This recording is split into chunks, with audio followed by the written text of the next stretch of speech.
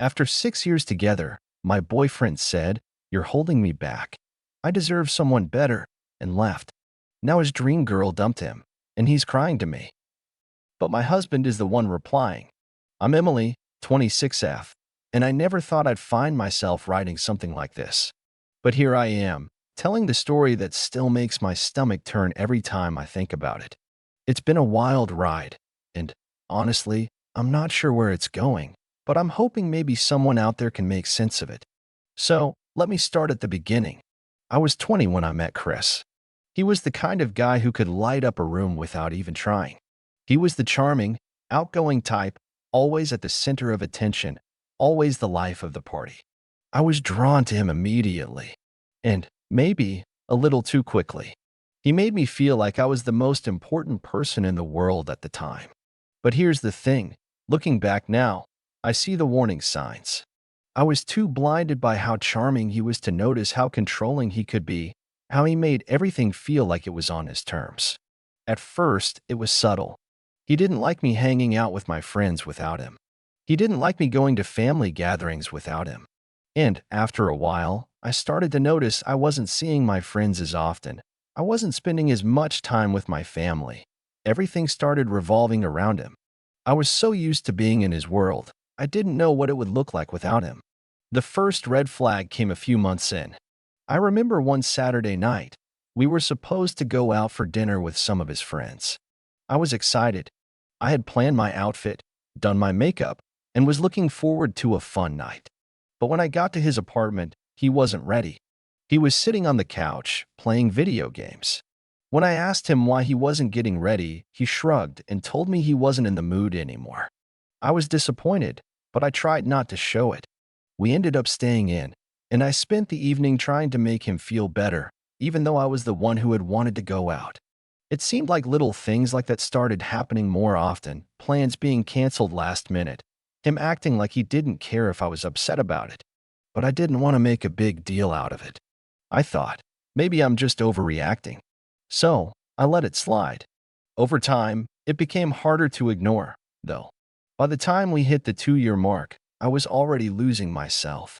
I had stopped doing the things I loved, like going to the gym or hanging out with my friends.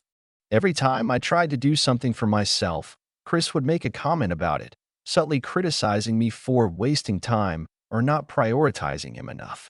I couldn't put my finger on it, but there was always this undercurrent of dissatisfaction from him, and I started to feel like I was constantly walking on eggshells. It wasn't until after our 3rd anniversary that I started questioning whether I even wanted this relationship anymore. He didn't seem to notice when I started pulling away. He didn't ask questions, didn't seem concerned when I went quiet for hours at a time. He just carried on, acting like everything was fine. But I knew something was off. I couldn't keep pretending everything was okay. Then, one evening, it happened. I had just come home from a long shift at the bookstore. I was exhausted, and I barely had the energy to even eat. Chris was sitting on the couch, scrolling through his phone. He didn't even greet me when I walked in. Instead, he glanced up and said, "I think we need to talk." I froze. I knew what was coming. It had been building up for months, but hearing it out loud still felt like a punch to the gut. "I think we need to break up," he said, looking at me with this deadpan expression that made my heart sink. At first, I didn't say anything. I just stood there, staring at him, trying to process what he was saying. He continued, his voice flat, like he wasn't even affected by it. "You're holding me back, Emily. I've been thinking about it for a while now, and I deserve someone better. Someone who can keep up with me, someone who doesn't get in my way. I'm tired of feeling like I have to slow down just because you can't keep up." His words stung, but I didn't cry. I didn't beg. I should have, right? I should have fought for us, fought for the relationship we'd built over the years, but I didn't.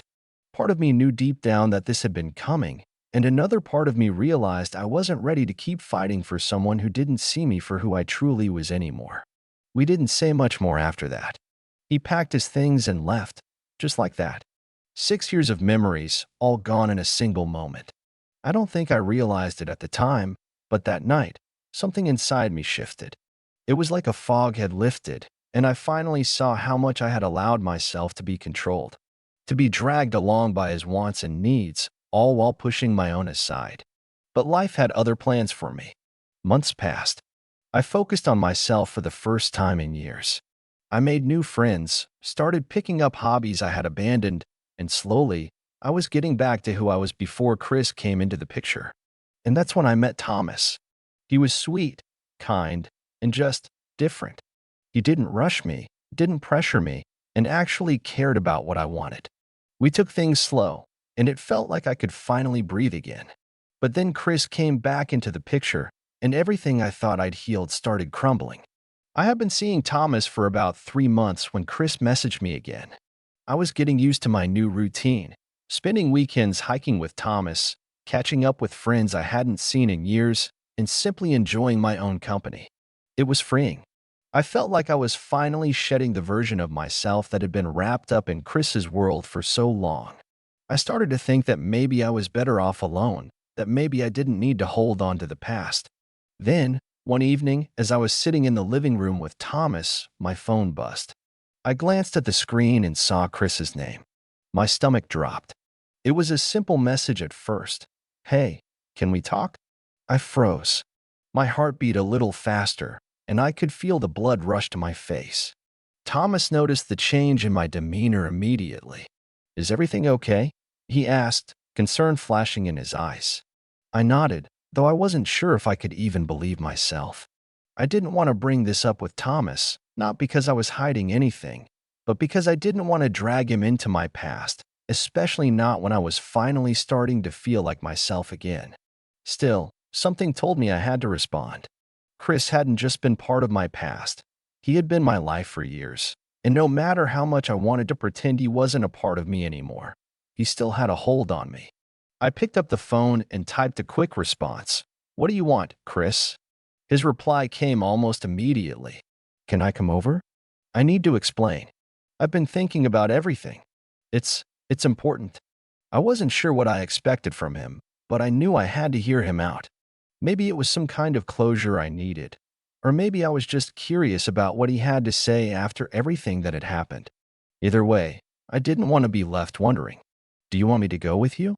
Thomas asked, his voice soft but filled with concern. I shook my head.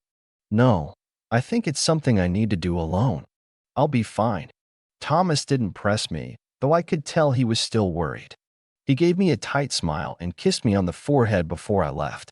When I arrived at Chris's apartment, I felt a mix of emotions, anxiety, anger, and confusion. It had been months since we last spoke, and I wasn't sure what to expect from this meeting. He answered the door with that same charming smile, the one that had always disarmed me in the past. But this time, I saw something different in his eyes. He looked tired, worn down, almost. "Hey," he said, his voice tentative, almost like he wasn't sure if he had the right to even speak to me. "Hey," I replied, my tone more distant than I intended. I wasn't angry, not yet, but I wasn't going to pretend things were the same between us. I wasn't going to let him back in so easily. We sat down in his living room. It was quiet, too quiet, and for a moment, I regretted agreeing to meet him. Chris cleared his throat. I wanted to apologize, Emily, for everything. The way I treated you, the way I left, it wasn't fair. I was wrong."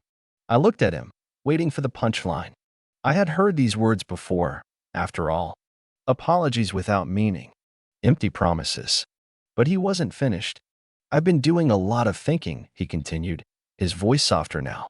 "And I realized that I never really appreciated you. I thought I needed someone else, someone better, someone who could keep up with me. But I was wrong. Zoe wasn't what I thought she'd be. She wasn't what I needed.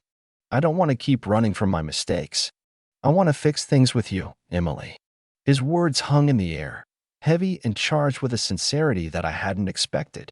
For a moment, I could feel that old pull, the familiarity, the desire to believe him again. But then the reality of everything flooded back. I had spent years putting him first, letting his needs and expectations consume me. And he had just walked away, no hesitation, no remorse. I shook my head. "Chris, you can't just come back and expect everything to be the way it was. You hurt me. You left me. And now, after all that, You think you can just apologize and everything will be fine. He looked down, guilt crossing his face. I don't expect you to forgive me right away, but I'm asking for a chance. I've changed. I'm different now. I know I messed up. I almost wanted to believe him. Almost. But I had to remind myself of how much I had changed too. How much better I was now that I wasn't wrapped up in his world anymore. I'm not the same person you left behind, Chris. And I'm not sure I even want to be with you anymore. Not like this. The words felt liberating as I said them, but the look on his face, the pain, the confusion, was something I hadn't anticipated.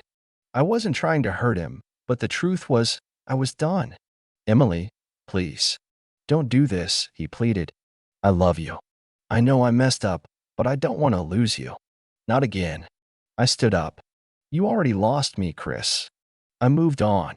His face fell, and for a second, I almost regretted it. But I had made up my mind. I wasn't going to be the girl who waited around for a guy who didn't appreciate her. Not anymore. I left without another word. When I got back home, I felt a strange sense of peace wash over me. I had stood my ground. I had let go. But then, later that night, something unexpected happened. I was sitting on the couch with Thomas when my phone buzzed. It was a message from Chris. I opened it, half expecting more apologies, more pleas for me to come back. But what I saw made my stomach drop. The message read, I was wrong, Emily. I'm sorry, but I still want you back. Zoe dumped me. I'm lost without you. Please come back. For a second, I just stared at it, trying to make sense of it all. But then, a new message popped up. This one wasn't from me. It wasn't even from Chris. It was from Thomas. And it read, Chris, you had your chance. Emily's happy now. Stop trying to drag her back into your mess. I stared at the phone in my hand, unsure whether I was reading it correctly. The message from Thomas was still there, glaring at me with an almost finality to it. I quickly checked the number again. Yes, it was definitely Chris's number. But this wasn't a message from Chris. It was from Thomas. And it didn't feel like a simple reply. It felt like something far more deliberate. Wait, what? I muttered under my breath. Thomas was sitting next to me on the couch, casually scrolling through his phone, oblivious to the storm brewing in my mind. I was confused and frustrated. How had he sent a message to Chris? How did this happen? And why hadn't he said anything about it? Did you? Did you just message Chris? I finally asked, my voice trembling with a mix of surprise and frustration.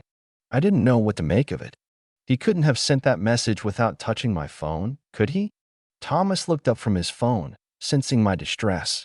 His face softened with a kind of reluctant understanding, and then he sighed. Yeah, I did. I blinked, trying to process what I had just heard. Why? The word came out more like a whisper. I couldn't believe it. He set his phone down on the coffee table, his expression now serious, almost apologetic. Emily, you don't need to go through this again. I know you're done with him, but I saw how much he hurt you, and I couldn't just sit by and let him drag you back into his mess. I stared at him, trying to find words. But that's my mess to handle, I said, my voice coming out a bit sharper than I intended. I didn't ask you to get involved. Thomas met my gaze with a quiet resolve. I know you didn't, but I'm not going to let him make you feel like you're not enough again. I don't want him anywhere near you. His words were protective, and a part of me appreciated it, but another part of me was unsettled. I had always prided myself on dealing with my own problems, especially with Chris. I didn't want anyone stepping in, especially not without my permission. I can handle it, Thomas, I whispered, my chest tightening. I appreciate you trying to protect me, but this is something I need to do on my own. For a long moment, Thomas didn't respond. He just watched me, and in his eyes, I saw the conflict. It was clear he didn't agree with me, but he was trying to respect my wishes. He knew how much I'd been through with Chris, and it hurt him to see me even consider talking to him again. I know you can, he said finally, but I don't want to see you get hurt again. Not by him. Not by anyone. I didn't know how to respond. I felt conflicted, grateful for Thomas's care, but also overwhelmed by the idea of not having control over this situation. I had gotten out of Chris's grip once. Did I really want to let anyone else make my decisions for me? Just then, My phone buzzed again. I froze, unsure whether I should even look at it. But I had to. I checked the screen. The message was from Chris. At first, I just stared at it. It didn't make sense. Why was he reaching out now, after everything that had happened? My heart was racing. I wasn't ready for this. But then, another notification popped up on my phone. This one wasn't from Chris. It was from a group message. My stomach dropped when I saw who it was from. Zoe. Zoe. Chris's ex-girlfriend. The one who had come between us. The one who, for months, I had heard all about. The one Chris had left me for. My fingers trembled as I tapped the message. Emily, the message from Zoe began. I don't know if you've talked to Chris yet, but I just want to make one thing clear. I dumped him. He's not what he pretends to be. He played me, just like he played you. I know you've been through a lot, but I thought you should know. Don't let him back in. The words hit me like a punch to the gut. I hadn't expected this, not from Zoe. She had never been a part of my life, but somehow she had known what Chris was capable of in ways I hadn't seen yet. She knew him better than anyone else. And now, it felt like she was giving me a lifeline, a warning. I blinked hard, staring at the screen, trying to absorb the weight of her message. I wasn't sure what to think, what to do with this information. Was it too late to trust Zoe? Was she just trying to make me feel bad for Chris? Or was this really the truth? And then, another message came through. This time, it wasn't from Chris, and it wasn't from Zoe either. My heart skipped a beat as I saw the name at the top of the screen. Thomas. And there, in the group message, I saw Thomas's words. Chris, you had your chance. Emily's moved on. You don't get to pull her back into your mess. I stared at the message in disbelief. Thomas had messaged Chris? Without asking me? I felt my breath catch in my throat, but I wasn't sure if I was more angry or relieved. Thomas, I exclaimed, my voice shaky. What did you do? Why are you messaging him without asking me? He didn't look surprised. He just nodded, his eyes soft but firm. I'm sorry. I should have talked to you first. But you don't need him anymore, Emily. I'm here for you, and I won't let him hurt you again. His words stung in a way I didn't expect. A part of me felt touched. He was fighting for me, after all. But another part of me felt betrayed. This wasn't his decision to make. I wasn't his to protect in this way. I stood up, pacing a few steps away, trying to clear my head. I need space, Thomas. I didn't ask for this. You don't get to decide for me. He didn't say anything. He just watched me with those steady, patient eyes. I didn't know what to think anymore. Chris had hurt me. Zoe had warned me. And now Thomas, the person who cared about me, had stepped in without my permission, making decisions that weren't his to make. I felt trapped, stuck in a whirlwind of emotions. I didn't want to hurt anyone, but I was getting pulled into something I wasn't sure I could untangle. I was pacing back and forth in the living room, replaying everything in my mind. I needed to do something, take control of this mess, and stop letting others decide my fate. I had been through so much with Chris already, endless apologies, broken promises, and the constant emotional roller coaster, and now, with Zoe's message and Thomas's interference, it was all becoming too much. I grabbed my phone and stared at Chris's number for what felt like an eternity. Part of me wanted to ignore it and move on. Another part of me wanted to give him a piece of my mind. Then, a thought struck me. A thought so sweet, so satisfying, that I couldn't help but smile. I wasn't going to let Chris just walk away like this. If he thought he could treat me like I was replaceable, then he was in for a rude awakening. I tapped on the message from Chris. His words were full of guilt and desperation. Emily, I know I messed up, but I want to make it right. I can't stop thinking about you, and I realize I made a huge mistake. Please, let me explain. I miss you. I couldn't help but feel a sick satisfaction at how easily he was slipping back into his old habits, asking for forgiveness like it was a switch he could flip, expecting me to drop everything and take him back. I read it again, but this time, I wasn't seeing it with the same eyes that had once been filled with longing for him. I took a deep breath and started typing. Chris, I've heard this all before. You're sorry. You miss me. You'll change. But we both know that's a lie. You've said all of this before, and I've given you chance after chance, only for you to hurt me again. So here's the truth. I'm done. Not just with you, but with the way you've treated me for years. You made your choice when you left me for Zoe. I'm not going to sit around and wait for you to realize what a mistake that was. And by the way, Zoe isn't the problem. You are. I hit send, and then, without a second thought, I blocked his number. There was something so freeing about doing that, shutting him out completely. It felt like I was finally severing the last, tangled thread that had kept me bound to him for so long. But that wasn't enough. I wasn't just going to let him off the hook that easily. No, I had something better planned. Something that would make him regret ever thinking I would take him back. I wasn't going to just walk away. I was going to show him how wrong he was about me. I sent one more message, this time to Zoe. Hey, I just wanted to reach out. I know we've never really talked, but I thought you should know that I'm not interested in Chris anymore. I saw through his lies years ago, but he kept making excuses for why he treated me the way he did. You deserve better than him, just like I do. I don't know what you've seen in him, but if you're anything like me, you'll realize soon enough that he's never going to change. He'll only hurt you like he hurt me. I sent it and instantly felt the weight lift off my shoulders.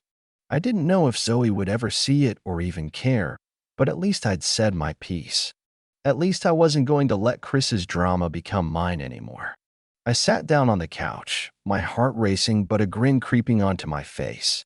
This was the first step. I wasn't just moving on, I was taking control. And Chris? He was going to learn that he couldn't just walk back into my life and expect me to fall for it again. I glanced over at Thomas. He had been sitting quietly on the couch while I was texting, waiting for me to speak up. He must have sensed the shift in my energy because he finally spoke. Is everything okay? He asked, his voice softer now. I looked at him and smiled. Yeah, I'm good. I handled it. Thomas raised an eyebrow. Handled what? Chris. I sent him a message. Told him I'm done. No more games. Thomas nodded, but then he hesitated, like he wasn't quite sure how to respond. And Zoe? I messaged her too. Told her the truth about him. I don't know if she'll care, but I had to say it. Thomas looked at me, a mixture of relief and something else in his eyes, pride, maybe. I didn't know for sure, but I saw him glance at his phone, and that's when I realized. He had been watching the whole thing unfold, even if he hadn't intervened this time. You're not mad? I asked, suddenly unsure. He shook his head, a small grin tugging at the corners of his lips. No, I'm not mad. You're handling it your way. I respect that. You've got this. I felt a surge of confidence I hadn't known I needed. But as I was about to say something else, my phone buzzed again. It was a message from an unknown number. I opened it, and immediately my blood ran cold. It was from Chris. Emily, I swear to God, you're making a mistake. I'll show you I can change. I'll do whatever it takes. Don't block me out. Please. I stared at the message for a long moment, feeling a mix of anger and amusement. How could he still think he could manipulate me after everything? But I wasn't going to fall for it this time. I sat back, staring at the screen. This was it. I had officially put the past behind me.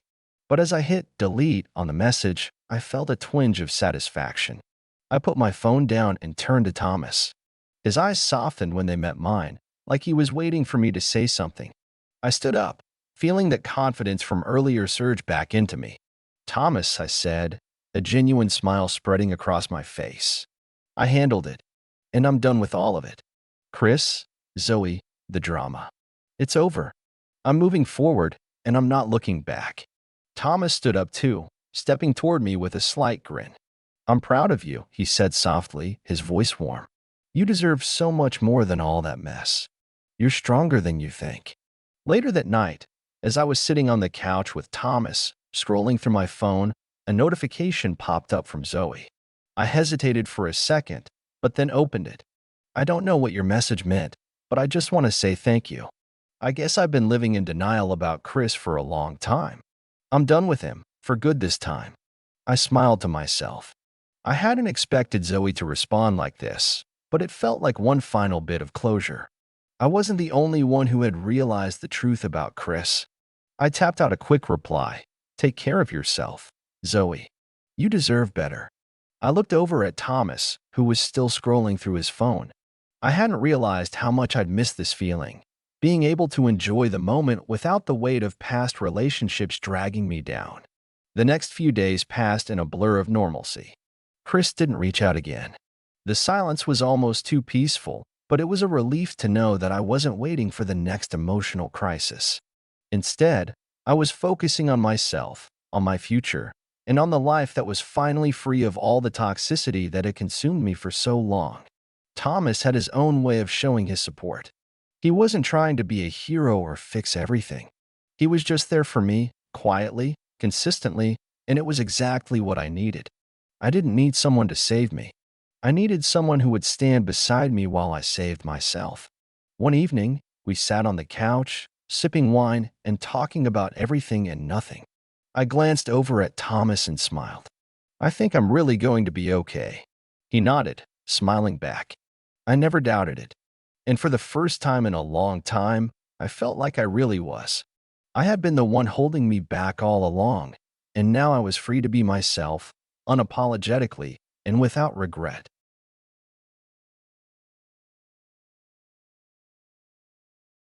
You can't possibly afford this lifestyle, my brother mocked. Just then, the host called my name. Welcome back, Mr. Lane. Your private suite is ready. My father's smile faded, and I knew the tables had turned forever. Hey everyone, I'm Marcus, 40M, and I didn't expect to be writing something like this, but I think it's finally time to share what happened. Maybe someone out there will see a bit of themselves in this story. Maybe it'll just be a reminder that quiet progress can be more powerful than loud approval. Either way, buckle up. This one's been simmering for years. I'll start with the basics. I come from a family that takes appearances seriously, not the kind of family that goes on vacations together or plays board games on weekends. More the kind that attends galas, takes posed photos in coordinated outfits, and uses words like legacy in everyday conversation. We were expected to present well, speak with polish, and, above all, keep emotions where they belonged, locked away. My father, Ronald Lane, 68M, is a textbook example of control dressed up as professionalism. He built Lane Dynamics, a corporate consulting firm, from the ground up and reminded us of it at every birthday, holiday, and dinner table conversation. My mother, Catherine, passed away when I was 17. I wish I could say that brought the family closer, but the truth is, her absence made everything colder. She was the buffer. After she was gone, Dad didn't soften, he streamlined. Then there's my younger brother, Brennan, 37M. Charming, confident, sharp dresser. Always said the right thing at the right time. If my father was the CEO, Brennan was the golden heir. The one who'd been learning the business since middle school, tagging along to meetings, mimicking Dad's mannerisms, being praised for thinking strategically when he asked if I could just stay home during family events. Growing up, I was different, quiet. I liked puzzles, machines, art, and silence. While Brennan got accolades for leading school clubs and winning debate tournaments, I was happiest with a sketchpad or disassembling a broken coffee maker just to see how it worked. Dad didn't get that. To him, hobbies were distractions, and distractions had no place in a lame man's future. After college, which I paid for largely through scholarships and part-time jobs because Dad thought I needed to learn to value money, I pitched him a small tech product I'd been developing. It was a modular device designed to integrate home systems, security, temperature, lighting through adaptive AI. It wasn't revolutionary, but it had potential. I was proud of it. Dad listened, nodded, and then told me it was not aligned with the Lane brand.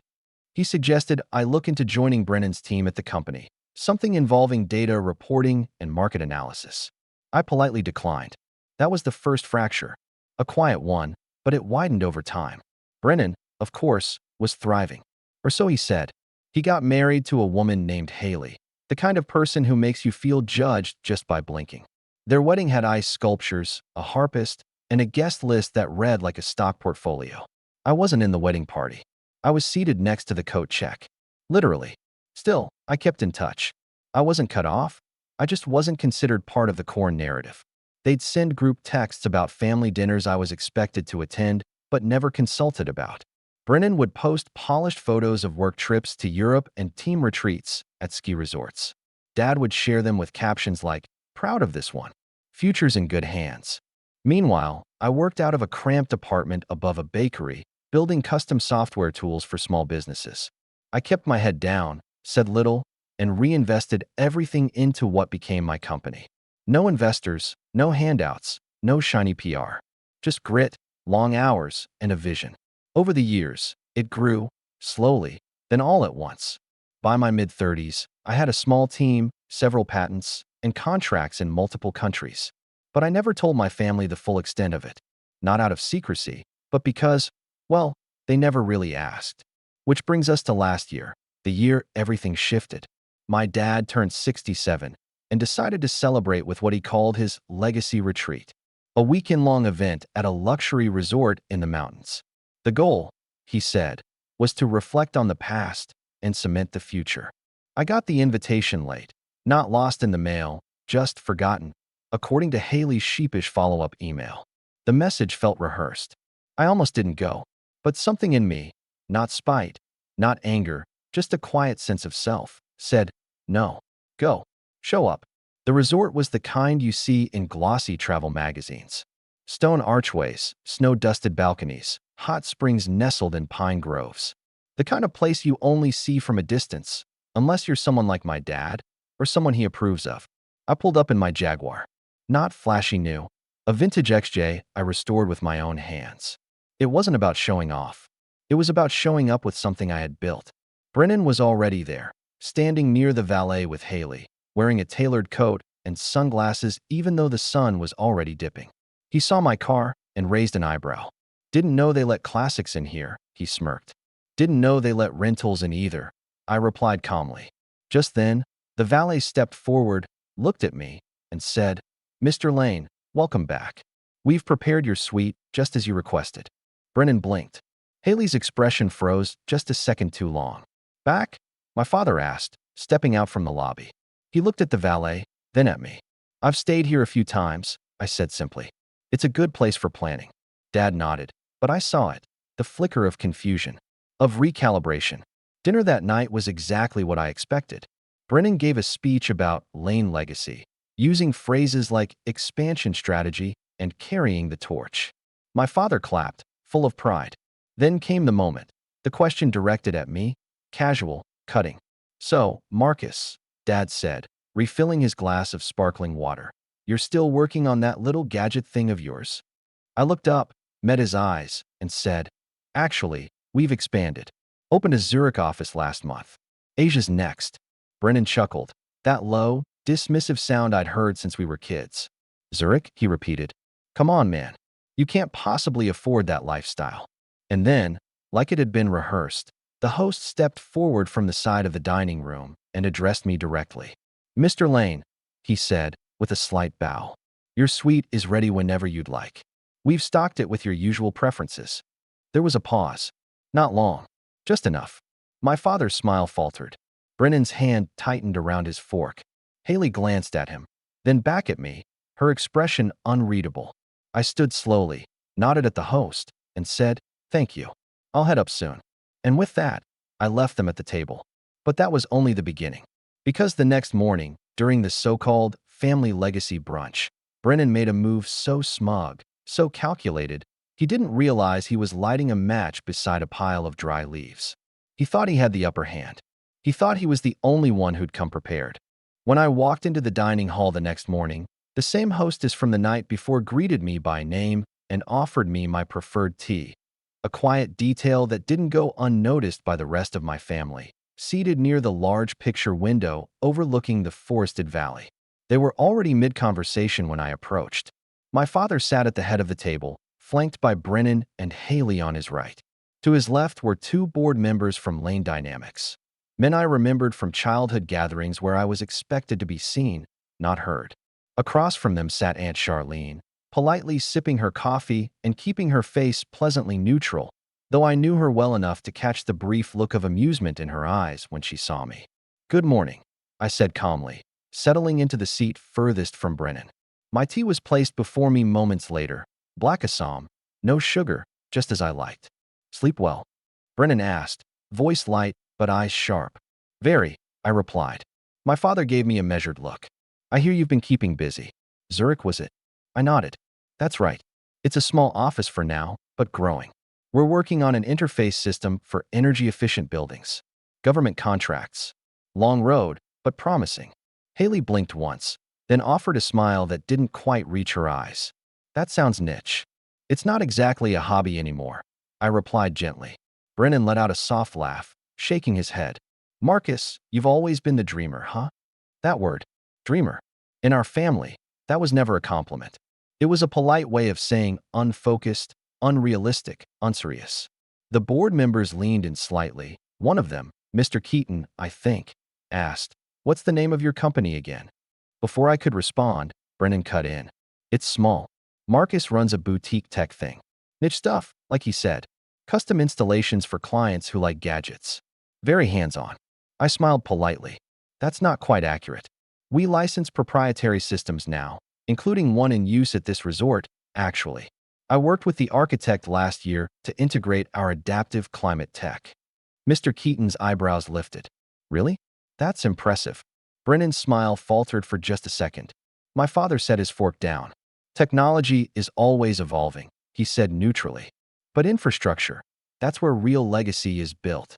Brennan's team just landed a multi-year consulting deal with Apex Corporation, a full systems overhaul, which they'll probably abandon halfway through. I muttered before I could stop myself. All eyes turned to me. Brennan sat up straighter. Excuse me. I sipped my tea, slow and steady. Apex has a reputation. They're known for cycling through firms and shelving plans. They've done it 3 times in 6 years. Might want to double-check the fine print. My father's face stiffened. And where did you hear that? I said simply. And I've dealt with their procurement director. They wanted to white label one of our systems last year. We declined. Brennan's nostrils flared. Of course you did. You always think you know better than everyone else. There it was, that familiar accusation, dressed in sibling rivalry but rooted in something deeper. Something that had been growing for decades. I don't think I know better, I said. I just pay attention. My father looked between us, irritation creeping into the set of his jaw. This isn't the place. But Brennan wasn't finished. He stood, slowly, the napkin falling from his lap. You know what, Dad? I've been patient. I've let him sit at this table, take credit for things he had no part in, talk like he's built something comparable. But this little show of his has gone on long enough. Haley placed a calming hand on his arm, but he shrugged it off. Marcus, Brennan said, voice cool now, performative, like he was giving a TED talk. We invited you here out of respect. Family respect. But let's not pretend you've earned the same seat. You don't understand how this world works. You've never been part of the real planning, the legacy discussions, the actual decision-making. You pop in with your restored car and your private suite like it means something. But we know what's behind it. I leaned back, watching him. And what's behind it? Debt, he said smugly. Short bursts of cash. Maybe a loan. Or a one-off contract. But we both know it's not sustainable. You can't possibly afford this lifestyle long-term. The room fell silent. Mr. Keaton cleared his throat, clearly uncomfortable. My father said nothing, just watched me. I stood slowly, folded my napkin, and set it on the table. I was hoping this weekend could be civil, I said. But if we're airing things out, fine.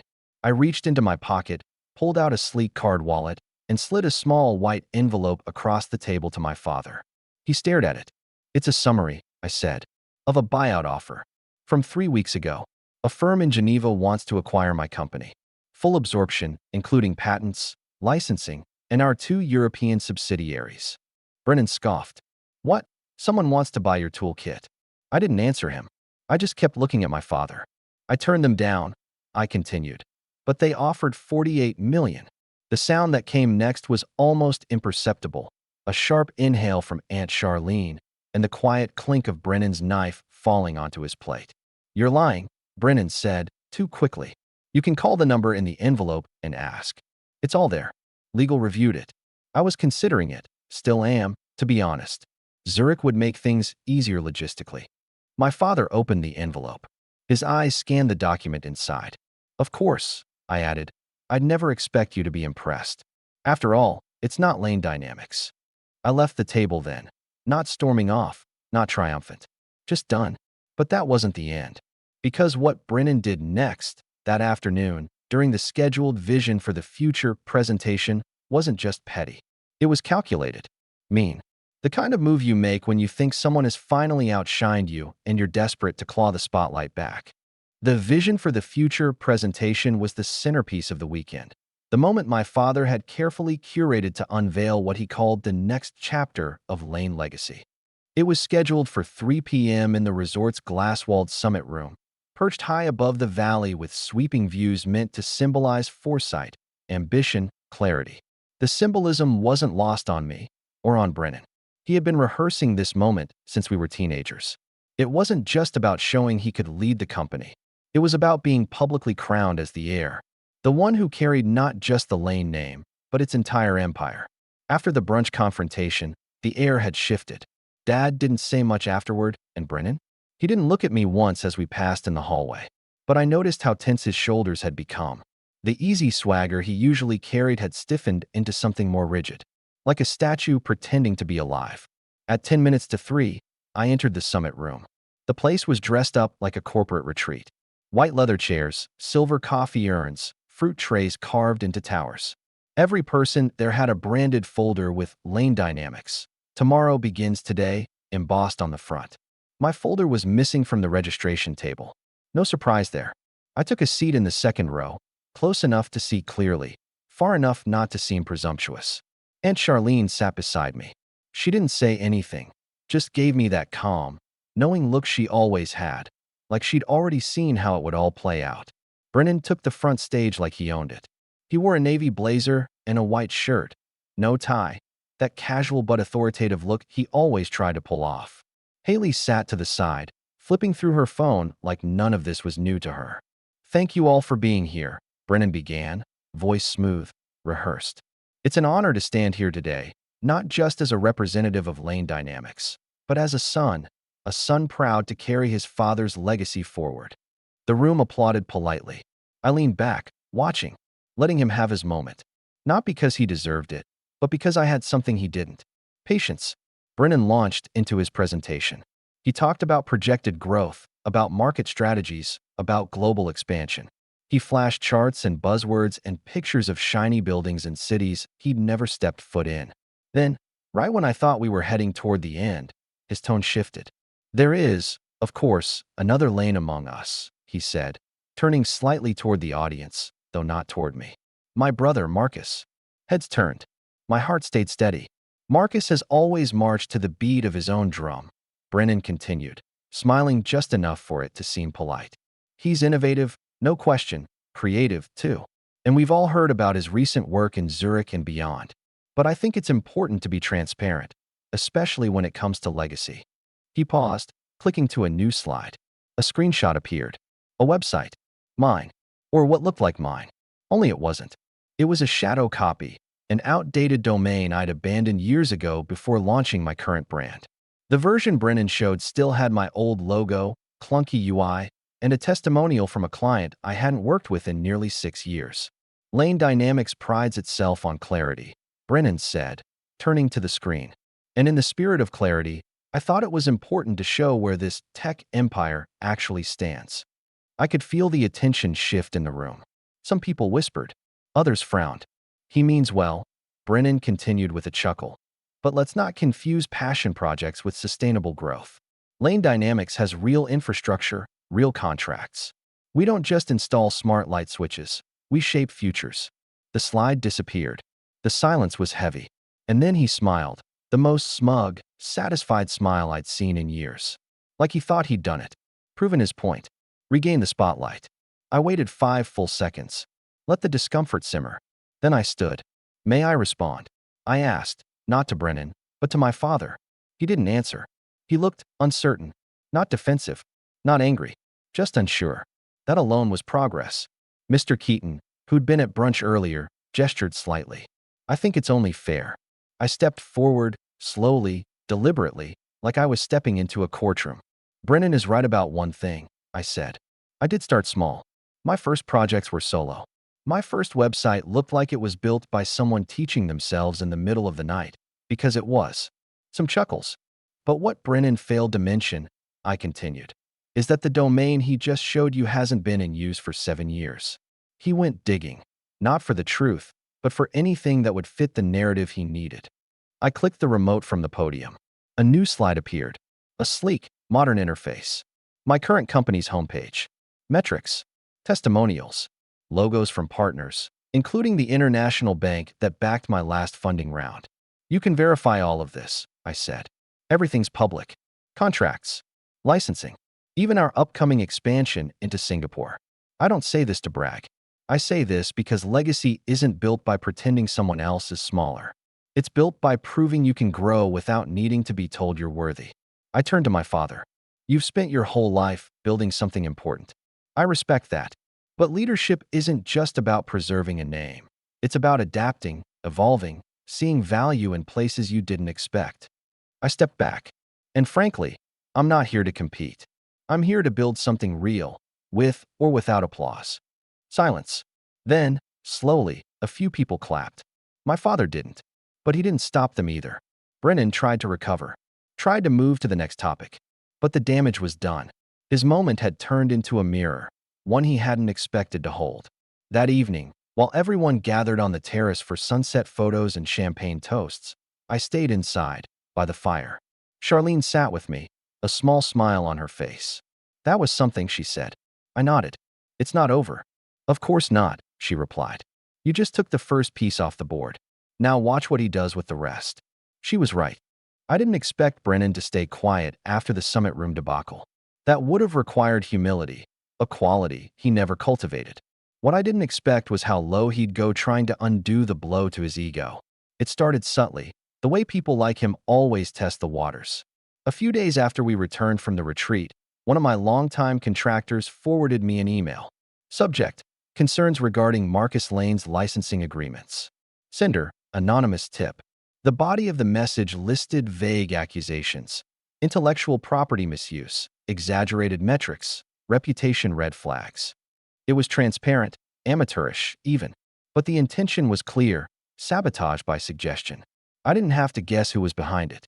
That same week, two potential partners in Zurich abruptly paused negotiations, citing pending clarifications. Another had already received a version of the same email, this one with an attached document marked confidential, containing nothing but poorly fabricated charts and distorted quotes from our website. When I traced the metadata, I found something I already suspected. It came from Brennan's assistant's device. I confronted him over a video call. He smiled like he was taking a customer satisfaction survey. I have no idea what you're talking about, he said smoothly. And even if I did, I'd imagine most companies would want to know who they're really working with. It's desperate, I said. And sloppy. You embarrassed me in front of Dad. I'm just leveling the field. I didn't say anything then. I just ended the call. Because I knew I didn't need to argue anymore. I had facts. I had proof. And I had something Brennan had never had to deal with. Real consequences. Over the next few weeks, I built a quiet case. Emails, timestamps, server logs, corroborated statements. I had my legal team assemble everything. Not to sue him, but to be ready if I needed to protect my business. I didn't want courtroom drama. I wanted finality. Then came the moment that ended everything. And oddly enough, it wasn't something I orchestrated. It was my father. 3 months after the retreat, Lane Dynamics hosted its annual shareholders banquet. A traditionally lavish affair where executives gave updates, financial reports were summarized, and Dad took the stage to assure everyone the company was thriving under Brennan's vision. This year, I wasn't invited. That's fine. I went anyway. Charlene had tipped me off that Brennan was planning to use the event to announce a collaborative acquisition of a smaller European tech company, one that bore a striking resemblance to mine. But the real kicker? He was planning to present one of my prototype models as his own. You read that right. He'd pulled the specs from an old mock-up I'd once shown Dad years ago, before I had refined and patented it, and rebranded it as Lane Sync, a proprietary innovation in automated infrastructure. So I walked into the event, calm, dressed simply, carrying nothing but a manila folder and a small device, my original prototype, marked with a patent ID and our company's embossed seal. As I stepped into the banquet hall, the speaker on stage was mid-sentence. With Lane Sync, we'll be entering a new era of connectivity. This is more than just a system. It's a way of thinking. It was Brennan. Polished. Confident. Deceptive. He hadn't seen me yet. I waited. He clicked the remote, revealing a glossy slide of the device, identical to mine, down to the outer casing design. He even used a name dangerously close to the code name I had archived. That was my cue. I stood. Voices hushed as I walked toward the front. "Excuse me," I said evenly, "but I believe there's been a mistake." Brennan's face dropped when he saw me. For the first time, he didn't have a quick line ready. He just stood there, frozen. I pulled out the prototype, held it up. "This is my design. Patent 1118-943X. Filed under my company's name over 2 years ago. The design you see on the screen is a direct replica. Unauthorized. Misrepresented." The room went silent. Then I handed the folder to Mr. Keaton, Dad's old business partner and one of the longest-serving board members. Inside were all the legal filings, timestamps, and statements. Mr. Keaton flipped through them, then looked at Brennan. "Is this true?" Brennan stammered. I was told we had clearance." "From who?" I asked. Because it certainly wasn't from me. That was when my father stood. He walked toward me slowly, not with concern, but with suspicion. He took the prototype from my hand, inspected it, then looked at the presentation on the screen. When he turned back to Brennan, there was no anger in his face. Just disappointment. Cold, quiet disappointment. "You didn't build this," he said flatly. Brennan's mouth opened and closed. Nothing came out. The board members whispered to each other. Haley turned pale. And then, without ceremony, my father made the only announcement he gave that night. "There will be a full internal audit. Effective immediately, Brennan will step down from any product development responsibilities." The next week, Brennan was removed from his position. Quietly, but permanently. He wasn't fired. My father couldn't let the family name take that hit. But he was stripped of authority. He kept his title, sure. But titles mean nothing when you don't hold any keys. Haley left him 3 months later. According to Charlene, she said she didn't marry him to live in the shadow of his brother. As for my father, he never apologized, never asked for forgiveness. But he did call me one evening, late, just after the quarter ended. "I reviewed the Zurich projections," he said. "You've done well." I waited. That was all he said. Then he hung up. And honestly, that was enough. Because I didn't need his approval anymore. I never really did. I had built something real, not just a company, but a reputation, a legacy on my own terms. The kind that doesn't need a spotlight to shine. Now, Brennan works out of a much smaller office on the second floor of Lane Dynamics, far from the executive suite. His calendar is filled with minor internal meetings. No major decisions. No press releases. I still see him occasionally at family events. He barely makes eye contact. And my father? He's quieter now. Still composed, still rigid, but I think he understands, even if he'll never say it aloud. The Lane legacy didn't go to the son who asked for it. It went to the one who earned it. And no one can take that away from me. Thanks for watching. Share your thoughts in the comments. If you like this story, don't forget to like and subscribe for more content like this.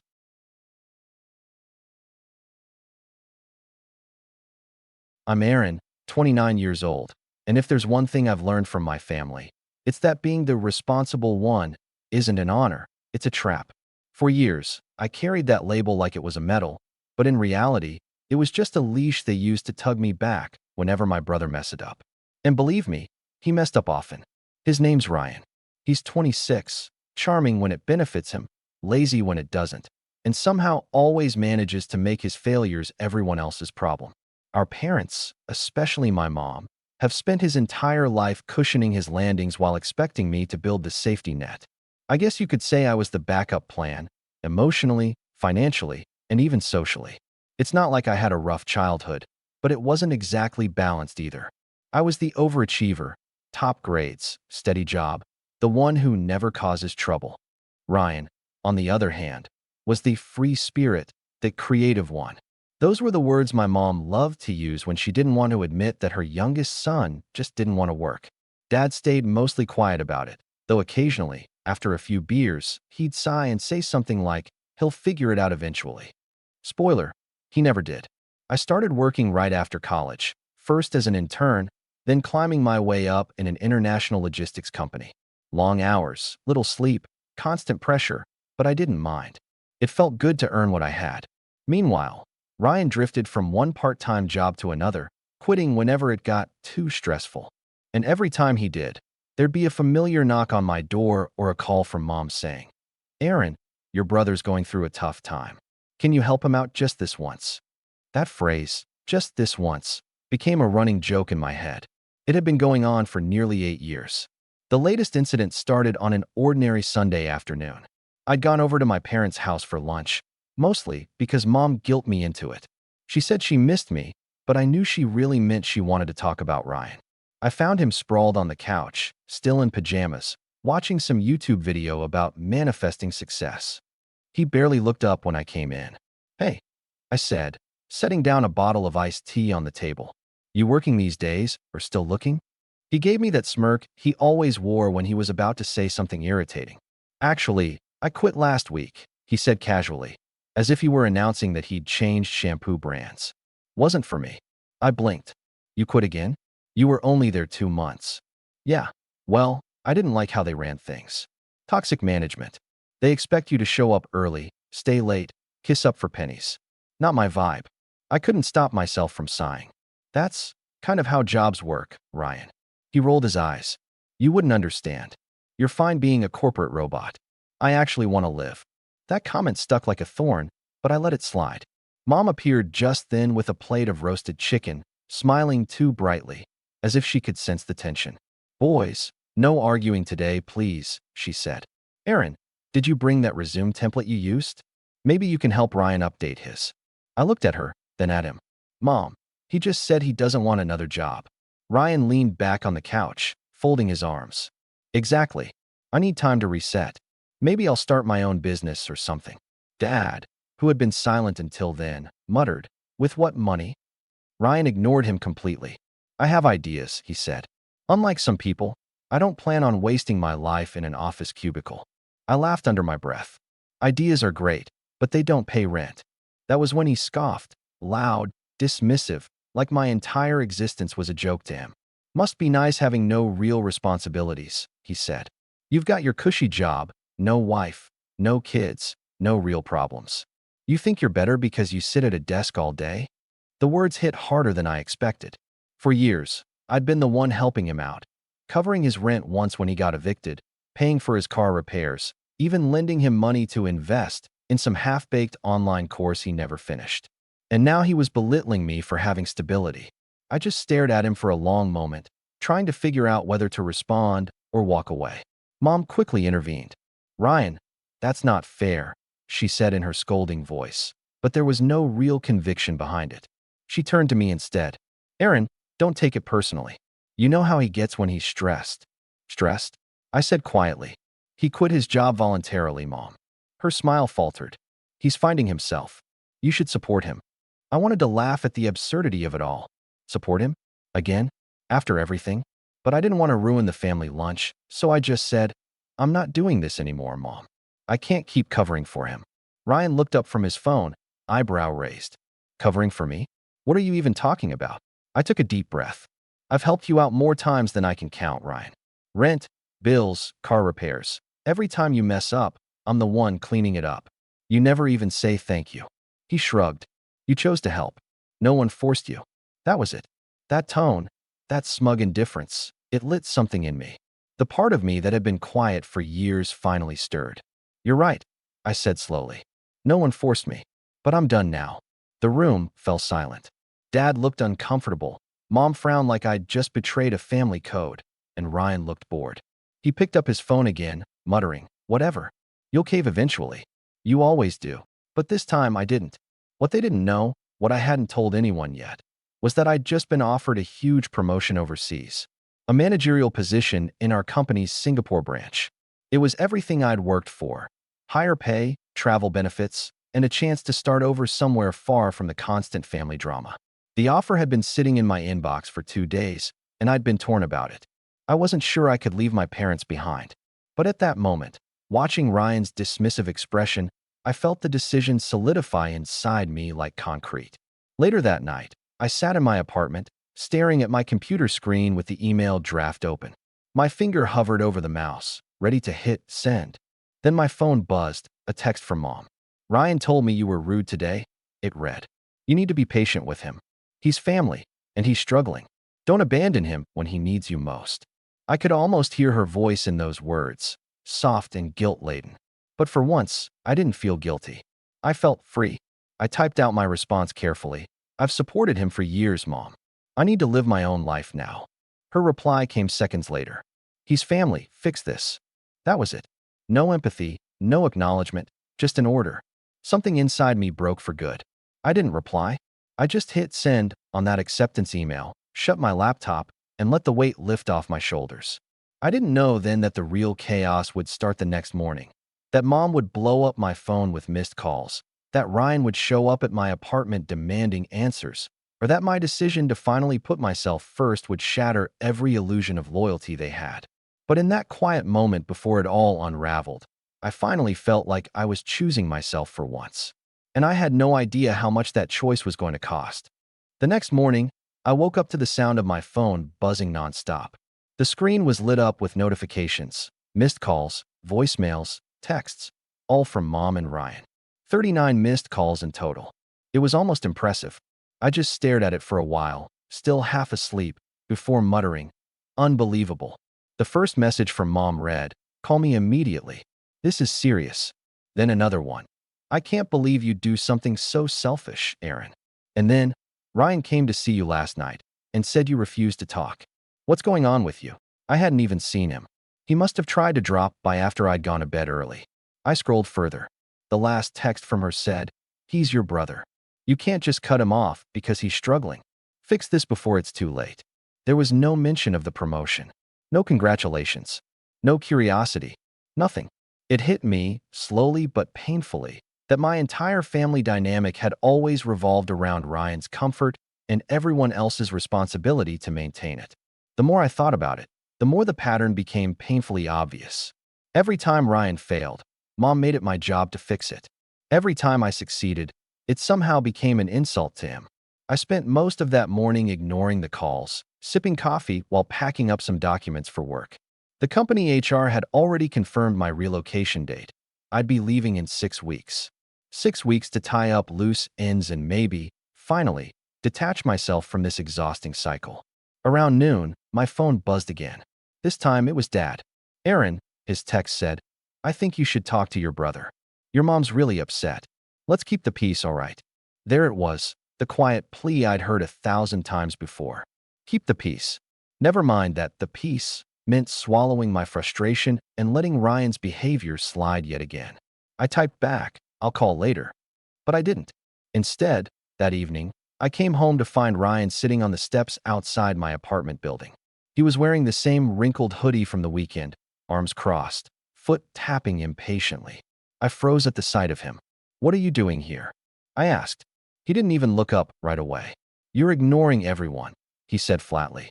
"Because I don't want to talk," I replied, walking past him toward the door. He stood quickly. "You think you can just ghost your family? Mom's freaking out." I turned around. "She's freaking out because I finally said no." He scoffed. "No, she's freaking out because you're being dramatic. You've always had this superiority complex, thinking you're better than us because you've got a job and a paycheck." I clenched my jaw. "Ryan, this isn't about being better. This is about boundaries. You've been relying on me for years, and I'm done being your safety net." He laughed, but there was a sharp edge to it. "Wow, you sound just like Dad. Cold and self-righteous. You think you're some kind of hero because you pay your bills on time." I didn't answer. He kept going. "You know what's funny?" he said. "Mom told me about that overseas job. She said you were thinking about turning it down because of us." "Guess not, huh? Guess you finally got too good for your own family." So Mom had told him. That stung more than I wanted to admit. I hadn't even shared the news officially, and she'd already turned it into a family discussion, probably framing it as my abandonment. "You shouldn't have found out from her," I said. "That was personal." Ryan shrugged. "We don't keep secrets in this family. Or at least we didn't, until you started acting like you're above everyone." I could feel the heat rising in my chest. "Ryan, I've covered for you so many times I've lost count. When you lost your job at the car dealership, who paid your rent? When your car broke down, who wired you the money to fix it? You've never even said thank you." He stared at me for a long moment, expression unreadable. Then he said quietly, "I didn't ask you to do any of that." That sentence, short, simple, and cruel, cut deeper than any insult could have. I stepped back, suddenly realizing that nothing I'd done had ever mattered to him. He didn't appreciate it. He expected it. It was my role. I'm leaving, I said finally. And this time, I'm not changing my mind. He rolled his eyes. You'll come crawling back when you realize no one out there cares about you like family does. That line stuck with me long after he left. The following week, Mom started her campaign. That's what I came to call it, the guilt campaign. Every day, there was another text, another phone call, another attempt to make me reconsider.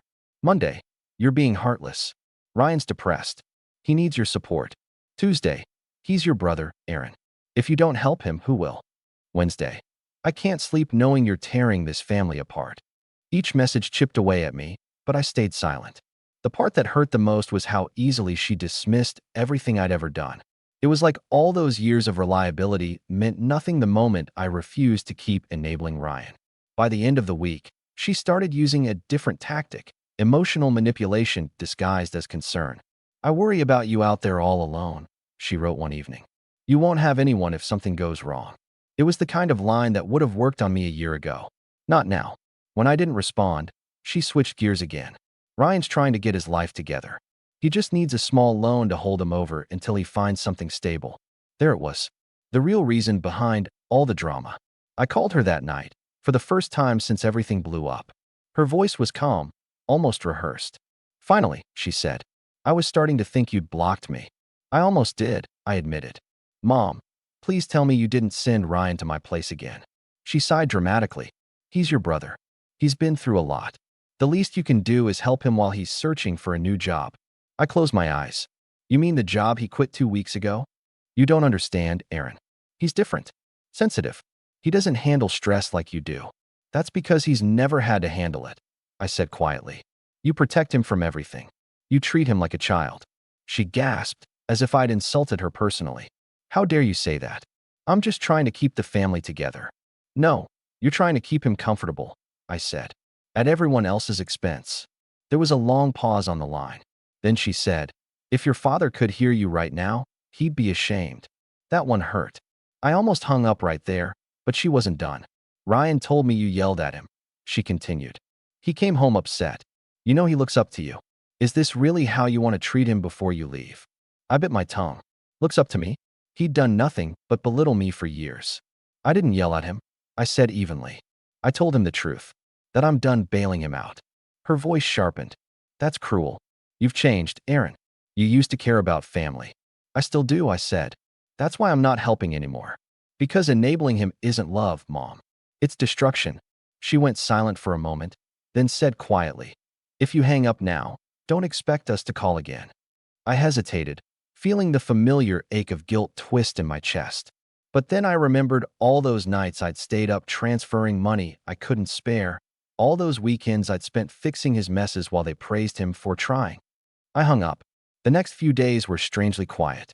No calls, no texts, no guilt trips. I thought maybe they'd finally accepted my decision. But I should have known better. That Saturday, I came home from work to find an envelope taped to my door. Inside was a note in my mother's handwriting. We're disappointed in you. Ryan lost his apartment because you refused to help. He's staying with us for now, but we can't afford to keep supporting him. I hope you're happy. There was no signature, just her name at the bottom. Mom. Like a period at the end of a threat. I sat on my couch, the letter trembling slightly in my hand.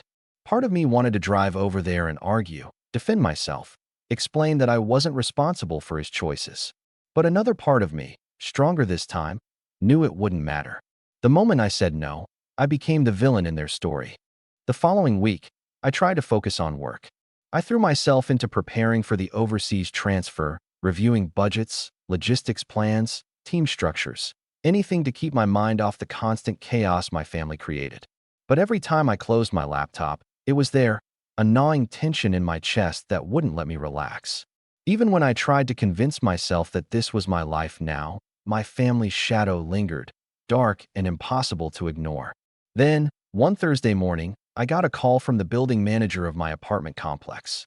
The name flashed on my phone, and I felt a chill run down my spine. Hello, I said cautiously. Hi, Aaron. This is Mrs. Patel from 7B. I just wanted to let you know someone was here asking for you. Her tone was polite, but there was an edge of hesitation. They left something with me. I frowned. Who was it? There wasn't a name. Just your brother, she said quietly. My stomach dropped. He was here? What did he leave? Mrs. Patel cleared her throat. It's a package. And, well, he seemed upset. I didn't wait to thank her. I hung up and grabbed the envelope from my door. Another one taped there like before, but larger, heavier this time. My fingers shook slightly as I opened it, and my heart sank the moment I saw the contents. Inside was a USB drive, along with a single folded sheet of paper. On it, written in a careful, almost clinical script, were the words, "Aaron, you think you can leave us behind, but family comes first. This will remind you." I stared at it for a moment, trying to make sense of the cryptic message. Then, out of a mix of curiosity and dread, I plugged the USB into my laptop. What appeared on my screen made my stomach churn and my hands go cold. It was a folder labeled Aaron, Personal Files. Inside were screenshots of my online banking account, personal emails, and even copies of confidential documents from my company. Everything I had ever considered private. And then I saw it, a series of recordings. Some were of phone calls I'd made discussing my promotion and plans to move overseas. Others were video clips of me leaving my apartment, coming home late from work, and even entering bank branches. My jaw went slack. I couldn't believe it. Someone had been watching me, documenting me. And then it hit me. This wasn't some anonymous hacker. The handwriting on the note, the timing, the personal knowledge of my life, down to my exact schedule, it had to be Ryan. He had gone through my apartment while I was gone, stolen access to my information, and recorded me without my knowledge. I felt a mix of rage, betrayal, and disbelief. I wanted to scream, to call Mom, to confront Ryan immediately, but I knew better. This was beyond a simple argument or guilt trip. This was deliberate, a calculated violation of every boundary I had fought to establish. I sat on the couch for what felt like hours, staring at the screen. Part of me wanted to confront him directly, to demand an explanation, to yell until my voice broke.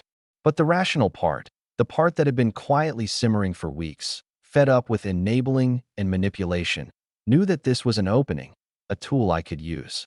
I just had to figure out how. Later that evening, I tried to call Ryan. No answer. I sent a message. We need to talk. Now. Minutes passed. Nothing. I called again, and again, no response. It was as if he knew I wouldn't immediately lash out, that I would sit and stew and consider my next move. And I did. I thought about the history, the way my parents had always shielded him, excused him, and dismissed my frustrations. The way Mom had guilted me into financial support time and again.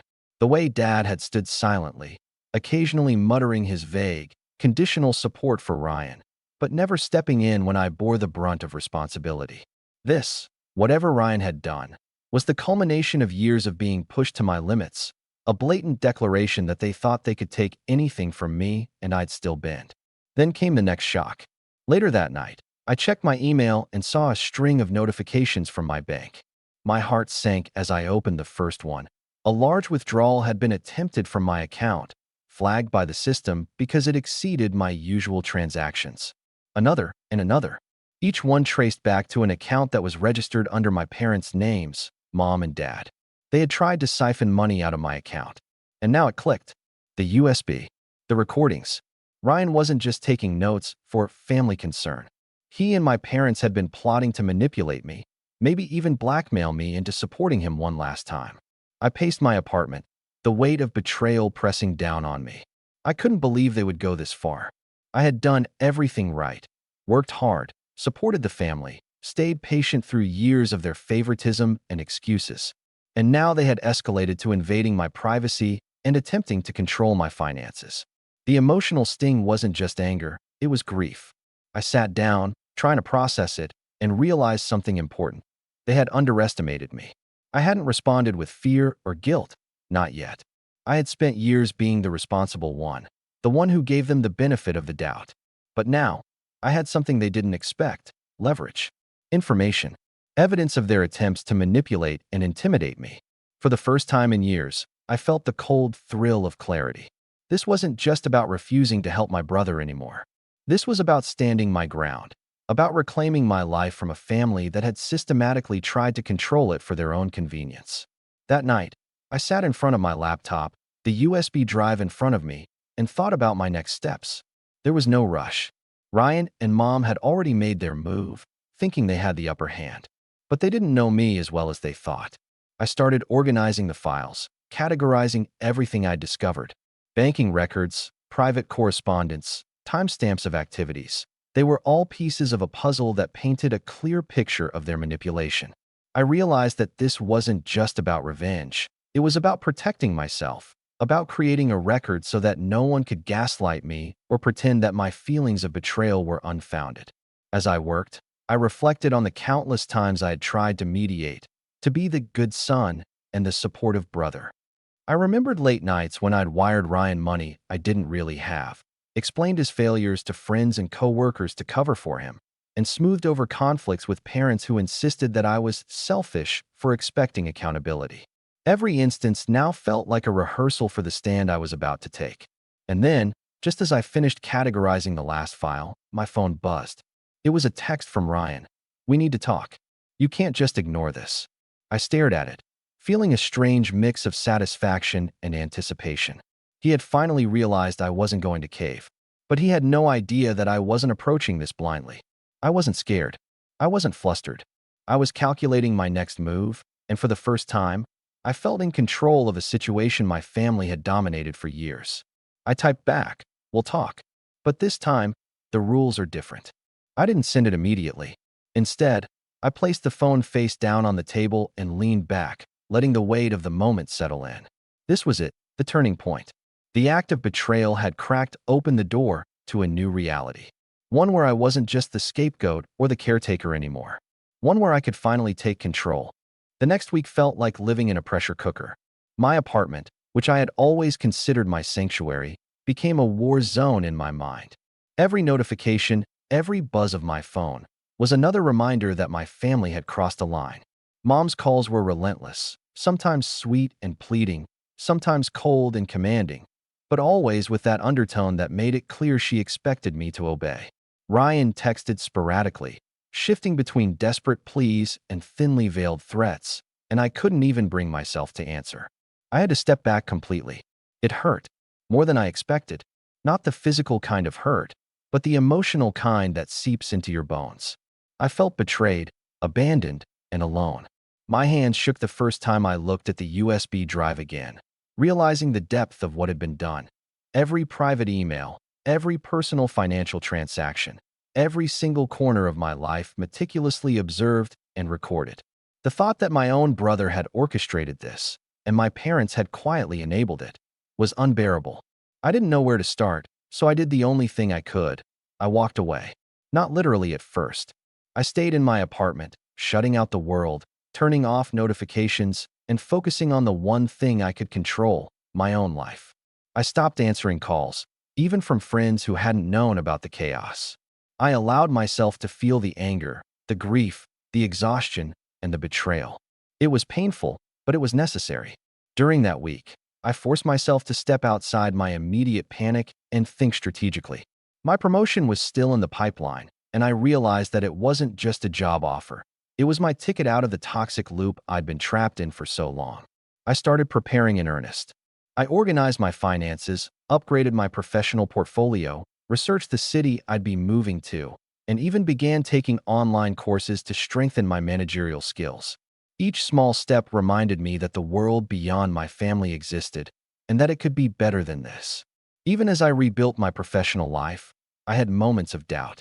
I replayed countless interactions with Ryan and Mom, trying to reconcile the versions of them I had known with the versions that had tried to undermine me.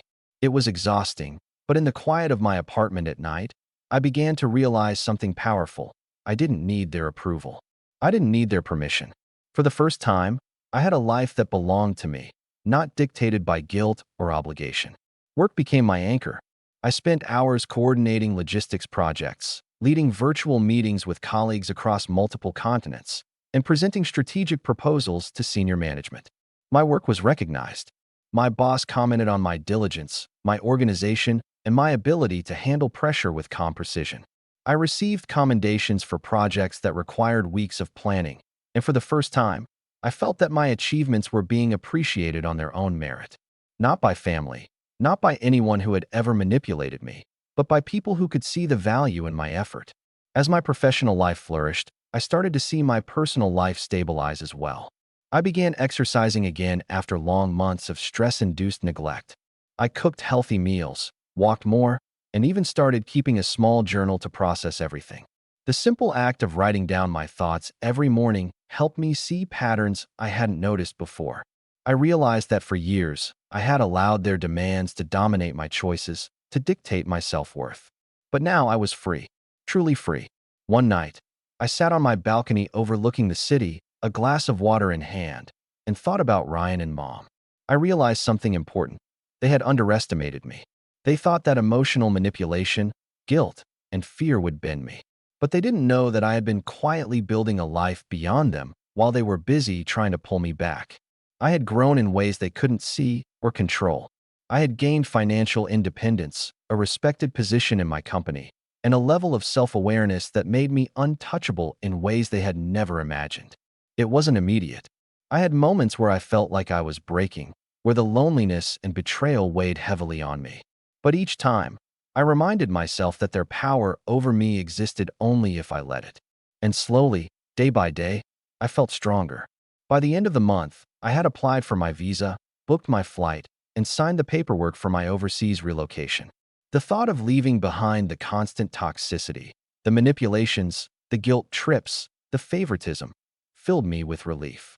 But I also realized that leaving wasn't enough. I wanted something more than escape. I wanted to reclaim my dignity and power in a way they couldn't touch. I started to quietly collect evidence.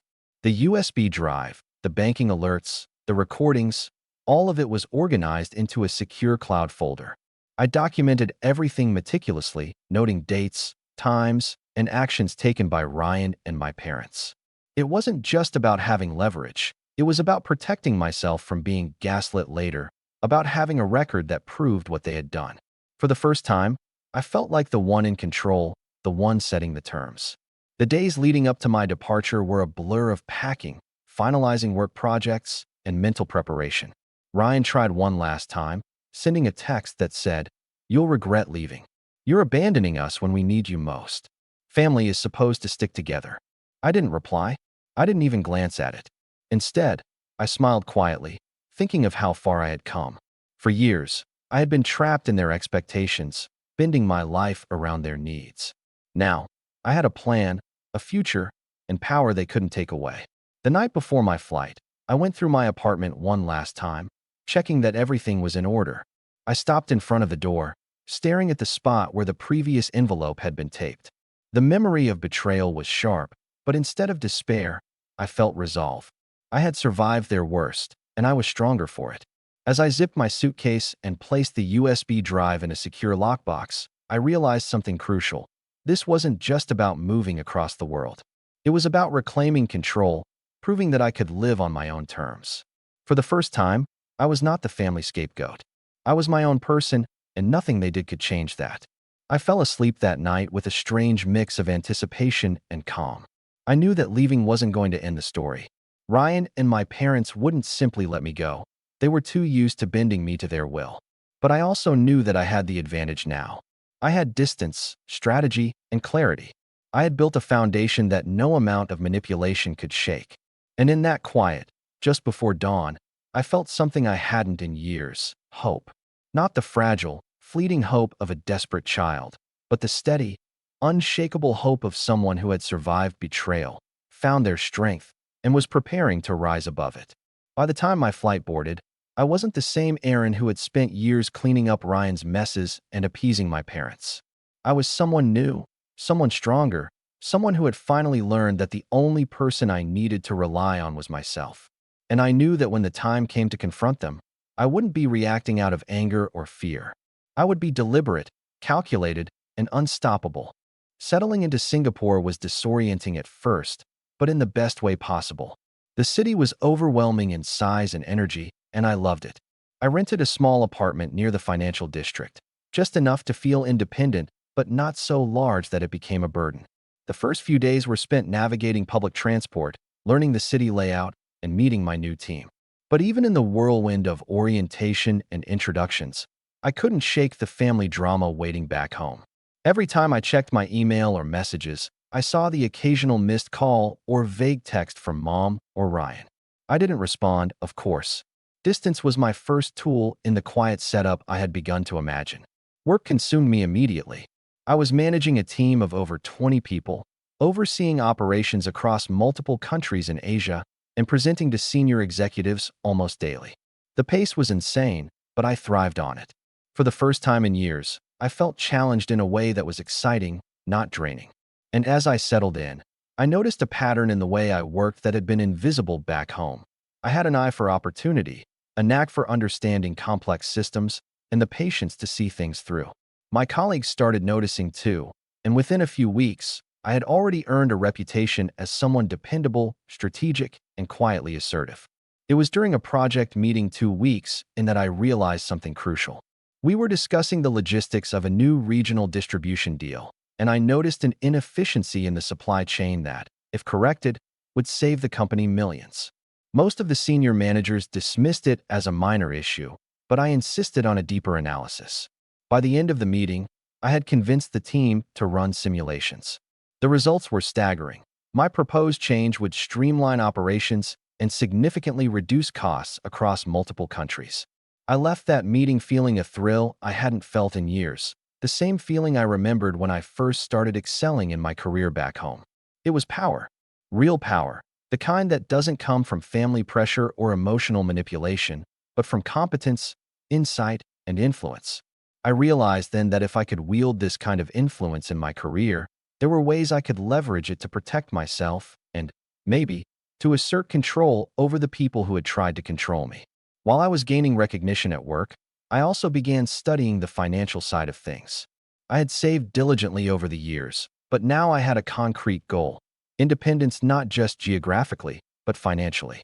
I wanted a foundation so solid that no one back home could shake me. I started investing cautiously at first, focusing on stable assets, then gradually diversifying into areas with higher returns. Each step gave me confidence. Each success, small as it was a reminder that I didn't need my family's approval or support to thrive. But the most important breakthrough came when I realized the full extent of the USB files. They weren't just evidence of betrayal, they were leverage. Ryan and my parents had overstepped, assuming I'd be paralyzed by guilt or fear. But now, I understood that this information gave me a choice. I could let it simmer, hidden and unused, while I built my strength, or I could use it strategically at the right moment to assert myself. And I began to formulate a plan, quietly, carefully, in the margins of my mind as I walked to work, cooked dinner, or fell asleep at night. The plan wasn't immediate revenge. That would have been reckless. No, this was about building an unassailable position first. About creating a scenario where I held the cards, where they had no leverage over me, and where any action they took would only confirm my authority. I started by learning everything I could about their lives from afar, not spying in a creepy way, but observing patterns, subtle slips, and ways they had previously manipulated me. I studied their financial habits, their reliance on me, and their emotional weaknesses. The more I learned, the clearer the roadmap became. Meanwhile, my own life was improving at a pace I hadn't dared hope for. Work offered me a sense of identity outside my family drama, and for the first time in years, I was making decisions based solely on my priorities. I traveled to neighboring countries for business trips, mingled with colleagues who respected my judgment, and even started networking with executives who had the kind of influence I had only dreamed of before. Each interaction was a reminder that I could build real power outside the reach of anyone who had tried to diminish me. And slowly, the anger that had consumed me transformed. It was no longer raw or reactive. It became measured and precise, tempered by the awareness that timing and control were essential. The USB files were my secret weapon, but I didn't flaunt them. I kept them secure, backed up, and encrypted. They were not just a record of betrayal. They were proof that I could act if necessary, evidence that I was no longer vulnerable. I began to feel a sense of control that was intoxicating. It was during one particularly late night at work that the final piece clicked.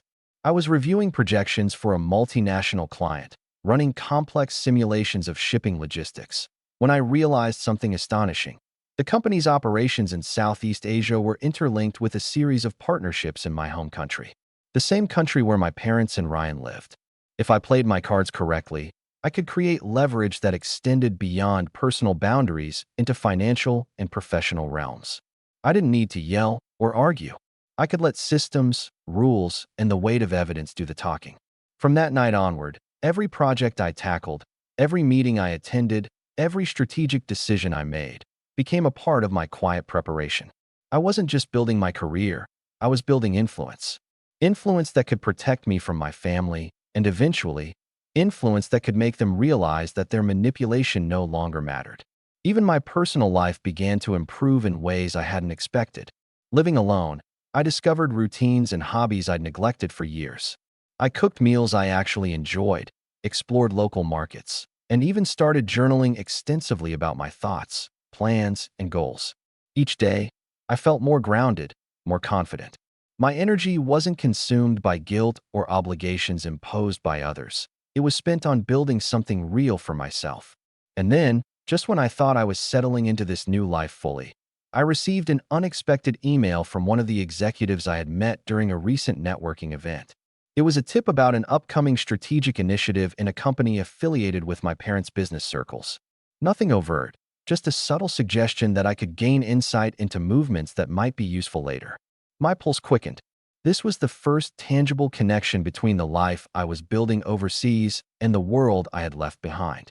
It was small, but it was enough to make me realize that the opportunity for leverage was real and closer than I had imagined. That night, I sat in my apartment, reviewing everything. The USB files, my financial records, my career achievements, and now, this subtle professional insight. I felt a sense of clarity I hadn't felt in years. For the first time, I wasn't reacting to betrayal. I was preparing. I was shaping a plan that, when executed, would be undeniable, precise, and devastatingly effective. I knew the next steps would require patience. I couldn't rush this. Any misstep could give them an opening, a chance to manipulate or guilt me again. But I also knew one thing for certain. I was no longer the Aaron who would bend under pressure, who would apologize for setting boundaries, who would sacrifice his life for the convenience of a lazy sibling and an entitled mother. That Aaron was gone. The Aaron that remained was focused, capable, and quietly gathering power. Every email, every meeting, every financial calculation, every strategic observation became a brick in the foundation of something bigger. And when the time came to act, I would not just respond to their manipulation. I would demonstrate, with undeniable precision, that I had risen above it entirely. As I leaned back in my chair and looked out at the city lights stretching into the distance, I realized I was ready. Not for confrontation yet, not for revenge, but for the next phase, the setup. The phase where patience, preparation, and power would align. Where every slight, every betrayal, every manipulation could be transformed into leverage. And deep down, I smiled, knowing that when I finally acted, they would not see it coming. Not even a little. This is the part where things stop being messy and start being surgical. I say surgical because that's how I approached it. Cold, clean, deliberate. I didn't want a blow-up that looked like drama. I wanted a dismantling that felt inevitable. For years, they'd treated me like an endless resource, a quiet guarantor who wouldn't fight back. That assumption became their weakness. The first move was practical and boring. I went to the bank. I didn't yell. I didn't threaten. I walked in with a printout of the transaction alerts and the timestamps from the USB, and I sat down with a customer service manager who actually listened. I explained what had happened: unauthorized access attempts, suspicious withdrawals linked to accounts that were not mine, and a USB full of recordings and screenshots that showed chain of evidence. The manager was professional. She took everything, made copies, and escalated the case to fraud. The bank immediately flagged my accounts, instituted extra authentication, and opened an internal inquiry. That move alone neutralized one weapon in their arsenal: the attempted siphoning of my money. It didn't feel like revenge so much as reclaiming the floor under my feet. But I knew neutralizing the immediate threat wouldn't be satisfying. I also knew there were different kinds of power: legal, financial, reputational, and that to protect myself I needed to wield more than one. So I engaged a lawyer, not an angry, headline-chasing lawyer, but someone meticulous and quietly fierce.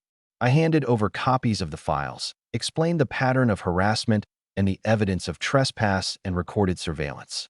The lawyer suggested we start with a cease and desist and a formal demand for return of property, along with a trail leading from the attempted withdrawals back to specific accounts. She also advised me on the laws around the recordings. Some were clearly illegal to make without consent, and that gave us additional leverage. Meanwhile, I set a different machine in motion at work. I didn't go to my boss and say, "My family is trying to steal from me," because that's not a meeting anyone wants in the middle of a fiscal quarter. Instead, I used my influence the way I always used it, through data and process. There was a partner in my home country, a logistics firm that moved goods between small manufacturers and larger retailers. It was the same web of suppliers and buyers that my parents' social circle occasionally did business with, small companies that relied on favor and familiarity more than compliance. I began to dig, not to illicitly snoop, but to audit for process improvement, which is what I was paid to do. I asked my team to run a due diligence sweep on regional partners and supply chain intermediaries. The sweep flagged several red flags: poorly documented accounts, informal cash transfers, and a pattern of kickback-like payments hidden as consulting fees. Among those flagged partners was the very small company that Dad and Mom had always bragged about knowing. The one my dad had once mentioned over beers as doing all right, just the old way of doing business. I didn't rush that information to anyone. Instead, I quietly escalated compliance checks through the proper corporate channels. I requested formal audits, citing potential risk to our contracts. Those audits weren't personal at first. They were framed as risk mitigation for my employer. But once auditors started asking questions and accountants started requesting invoices and receipts, things stopped being cozy for anyone who was used to informal arrangements. At home, I watched the effect through messages and the way silence became a presence on my phone. Mom started calling less. I suspect because the bank had informed her father figure accounts were being investigated, and because the legal letter my lawyer had sent made it clear we were documenting everything. Ryan sent erratic messages, guilt-laden pleas one day, defiant wails the next, then long, odd text threads about how life had been hard. I didn't respond. I let them see the silence as part of the new reality. The best move, though, wasn't legal or corporate. It was social and intellectual. I reached out to one person, a senior executive at a company that had a minor stake in the partner firm, with a very carefully worded message. No accusation, no drama, just facts and ramifications. There are compliance irregularities that could affect your supply chain. If you want transparency, we can share the audit findings. I didn't need to threaten. I only had to show consequences were possible. The executive called me within the hour. The tone was one of professional concern. "If these irregularities are true, we can't be associated with them," she said. "We'll need to pause the partnership while we investigate." That was a domino that, once tipped, would cause others to fall. And they did. Vendors started asking for receipts. Buyers started postponing shipments pending verification. The small partner companies that operated on goodwill and little paperwork found themselves suddenly in the uncomfortable position of being asked for proof. It didn't take long before contracts that had been spoken for over coffee were put on hold pending formal review. For companies used to operating informally, this was devastating. For my parents' social circle, who relied on reputation and personal ties rather than rigorous accounting, it was humiliating and financially harmful.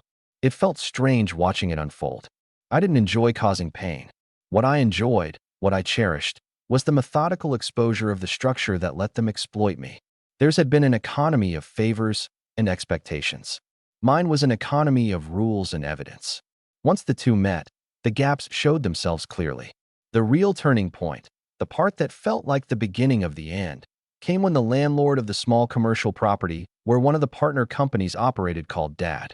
The landlord was concerned because payments were late and because bigger clients had paused shipments. He could no longer afford to keep the tenant on the same terms.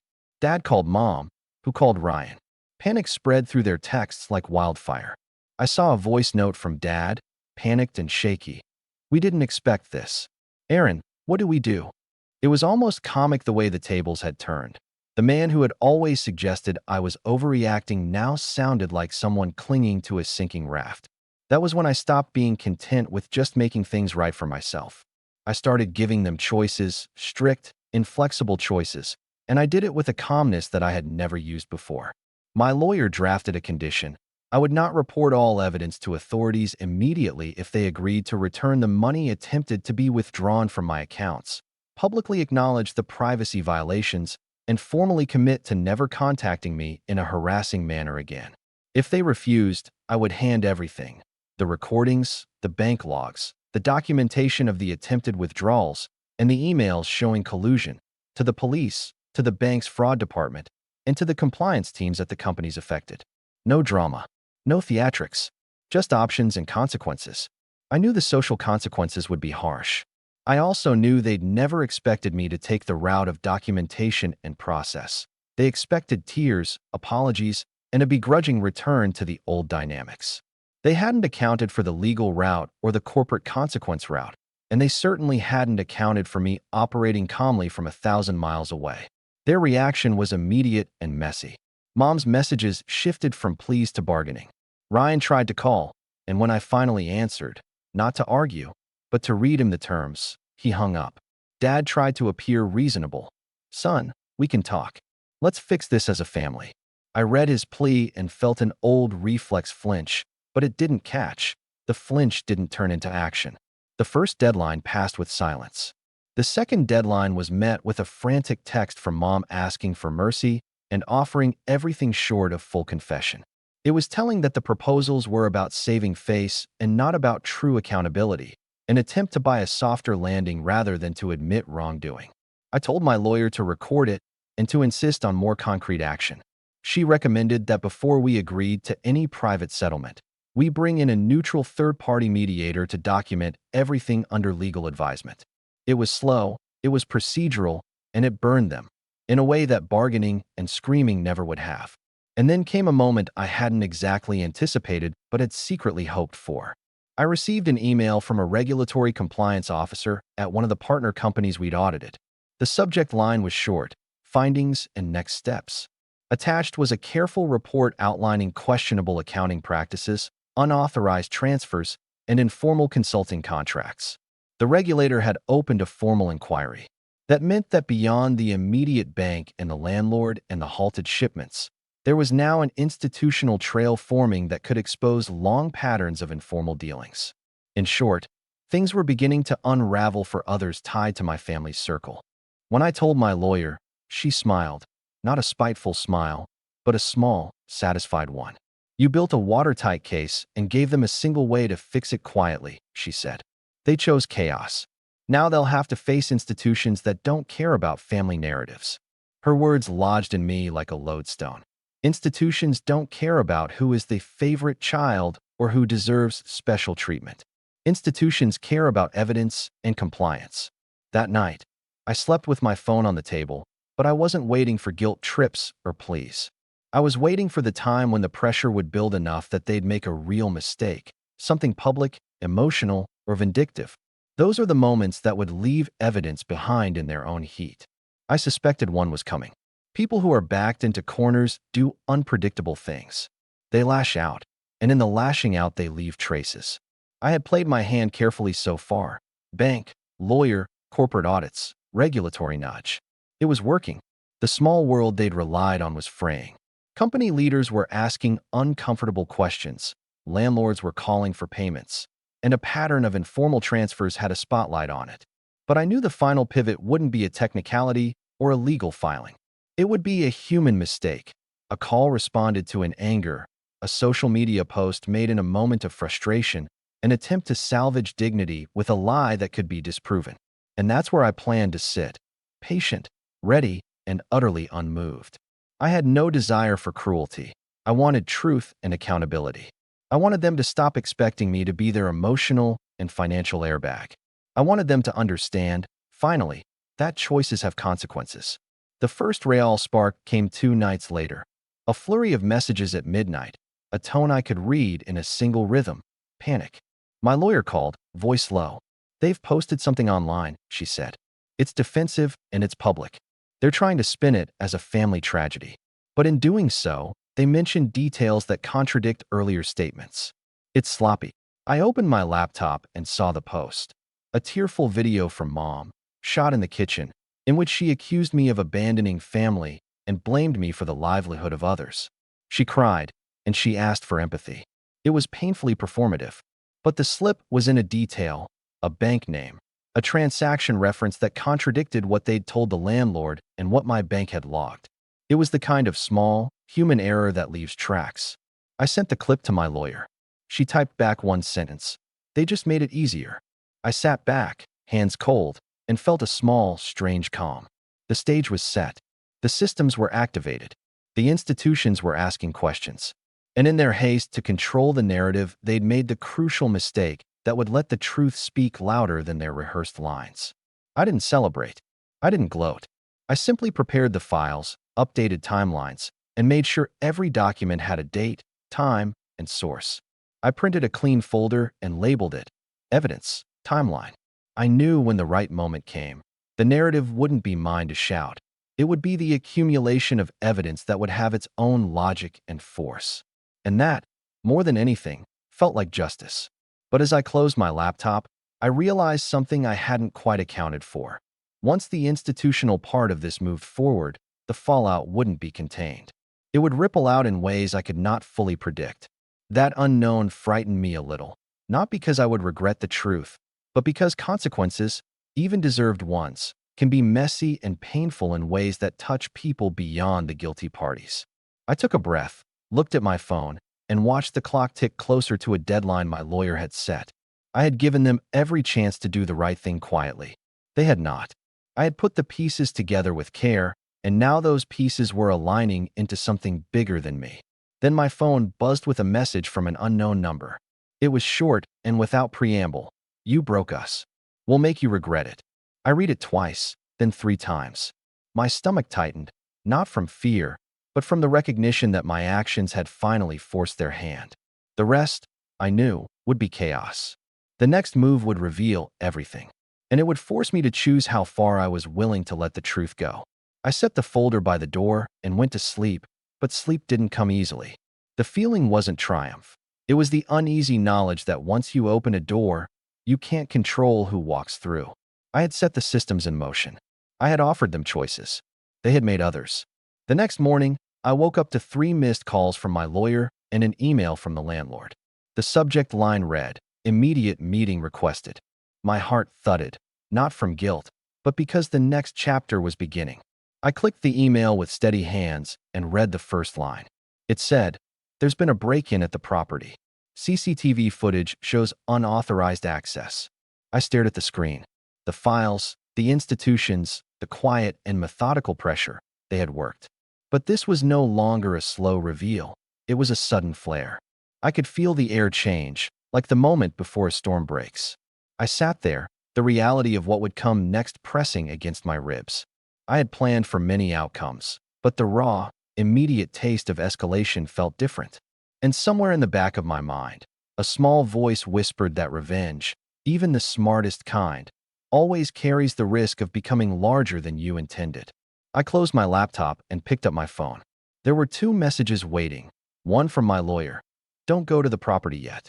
Let us coordinate with police," and one from an unknown number, "You started this. Finish it."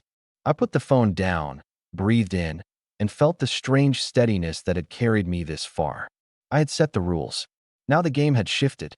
The next move was theirs, but the record, the timeline, the bank logs, the corporate audits, was in my folder. I was ready. And for the first time in a long while, I felt like I could see clearly through the chaos they'd created. And then my phone buzzed again, a notification from a news site in my hometown. The headline was truncated on my lock screen. My hands moved before my brain had fully warned me not to open it. I tapped it. The headline blared in a way I had feared and anticipated at once. Local business under investigation after fraud allegations. Family ties to investigation revealed. My breath caught. My heart sped. I set the phone down slowly, aware that I had crossed the line from private retaliation to public consequence. The machinery I'd set in motion was turning, and now, whether I wanted it to or not, the world would watch. That's where I left it for now, standing on a ledge that looked like victory from one angle and like ruin from another. The next step would decide who fell and how badly. I sat there, clutching my coffee, folder on my lap, and realized that the calm I'd cultivated up to this point was about to be tested in a way I couldn't fully control. By the time the first official letters arrived, the panic in my family's messages had turned into a different animal, raw bargaining mixed with fear. Regulators froze accounts tied to the partner companies. The bank moved from investigation to formal casework and insisted on interviews.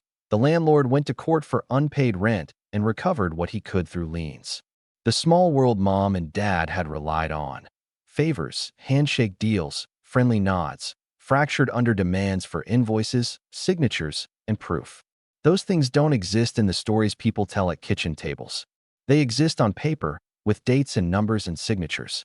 That's what I'd given the institutions, and institutions don't have patience for family narratives. Ryan's call stopped first. Then they came in bursts, pleading voice notes, then angry messages, then the occasional thin attempt at guilt. He was forced to move out of mom and dad's house. The landlord demanded his name be removed from lease negotiations. A neighbor sent me a screenshot of a group text in which dad begged a former business contact for a private meeting, promising repayment and promising anything to keep the inquiry quiet. That contact replied with an 8-word message: lawyers already involved. We can't help.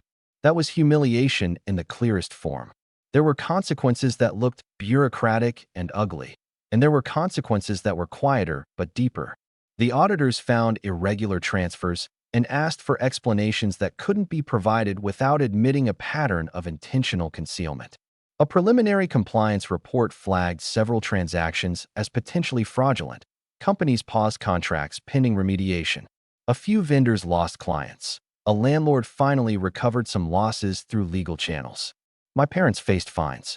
They were forced to issue a public statement, awkward, thin, and obviously crafted by counsel, promising to cooperate with investigators and to rectify any inadvertent errors. People in our town stopped inviting them to business lunches. The same neighbors who had once praised their generosity now asked awkward questions and kept their distance. Ryan's legal exposure was the hardest to watch. The recordings and the digital trail made it clear he'd accessed my accounts in ways that crossed legal lines. The police interviewed him.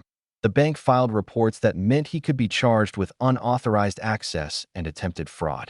I didn't relish that possibility, but I also recognized that accountability had to land somewhere. When someone repeatedly weaponizes your life, consequences aren't cruelty. They're necessary boundaries with teeth. Mom's letters changed tone over the weeks. The "fix this" command became something less confident, written in sentences that asked for explanations I had no interest in giving. Dad called twice. The first call was a halting attempt at reconciliation that I let go to voicemail. The second was a brief, brittle apology that I returned with a single sentence: "There's nothing to fix between us until you mean what you say."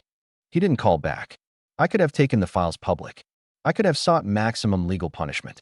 Instead, after counsel and many sleepless nights, I opted for containment over spectacle.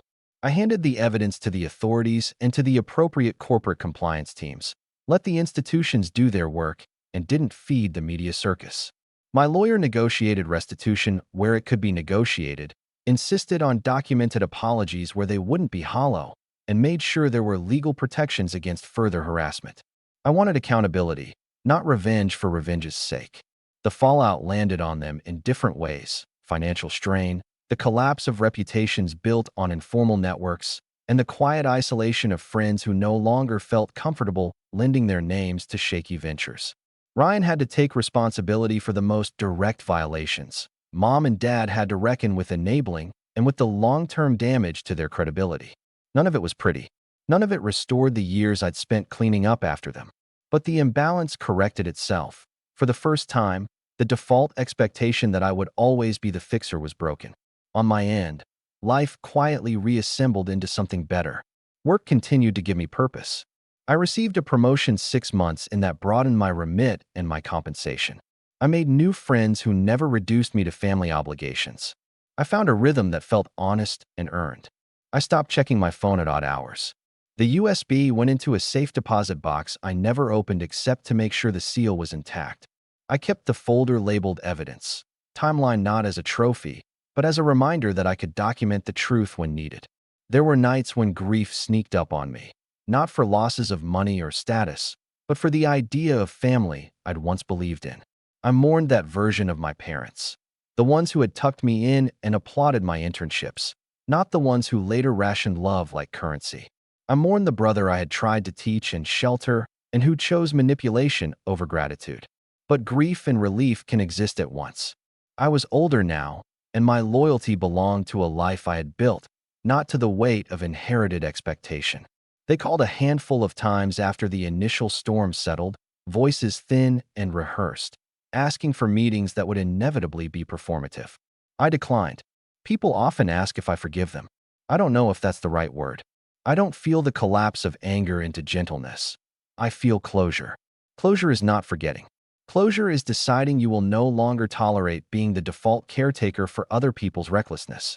The last time I drove past the house where I grew up, months later, on a rare trip back to handle legal paperwork, I sat in the car and watched the curtains twitch as someone moved inside. I thought about the lunches, the expectations, the long string of just this once that had defined my 20s. I thought about the night I finally hit send on the acceptance email and how terrifying and freeing that was in equal measure. I unlocked the car, took a breath, and walked away without looking back. On my balcony in Singapore a few weeks later, with the city lights laid out like a promise below me, my phone buzzed once, a spam message, nothing more. I put it face down, sipped my tea, and felt the steady, unremarkable pulse of a life I had earned. They had asked me to fix something they'd broken. I did. The thing I fixed was not their messes. The thing I fixed was myself.